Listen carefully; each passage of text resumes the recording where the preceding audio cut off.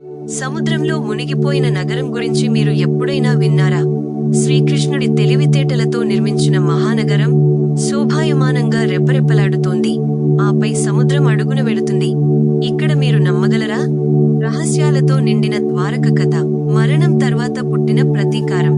కంస మరణంలో మధురవాసులు ఉపశమనం వ్యాపార చిహ్నం అందుకున్నట్లు కనిపించిన జరాసంధ పట్టుదలతో మధురపై దాడి చేయడం ప్రారంభించాడు. ఈ దాడుల కారణంగా జనజీవనం ఇబ్బందుల్లో కూరుకుపోవడంతో శ్రీమంతుడు చారిత్రాత్మక నిర్ణయం తీసుకున్నాడు. సముద్రం మధ్యలో కొత్త నగరాన్ని నిర్మించి ప్రజల భవిష్యత్తును కాపాడాలని నిర్ణయించుకున్నాడు.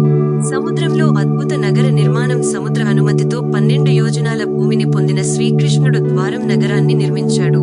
ఇది కేవలం నగరం మాత్రమే కాదు, అందమైన తోట వలలతో అద్భుతం నగరం వాణిజ్యం, రాజకీయాలు మరియు సంస్కృతికి కేంద్రంగా మారింది.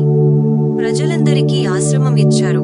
మహారాజ భవన్ 6 భయంకరమైన రాజమార్గాలతో అలంకరించబడింది. వీటిలో ప్రతి అంశం గాంధారి శాపం మరియు మాధవుల శాపం. కురుక్షేత్ర యుద్ధం తరువాత కౌరవుల మరణానికి దుఃఖంతో గాంధారి యాదవ వంశాన్ని శపించింది. నీ వంశ నాశనానికి సంబంధించిన ఈ శాపం మాధవుల భవిష్యత్తుపై నల్లటి మేఘంలా వేలాడుతోంది.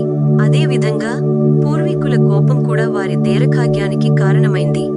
అతని గౌరవాన్ని పెంచుకున్న మాధవులు ఒకరినొకరు పరస్పరం కలిగించుకున్నారు మరియు నాశనం చేసుకున్నారు. చివరకు విధ్వంసం శాపం నిజమైంది.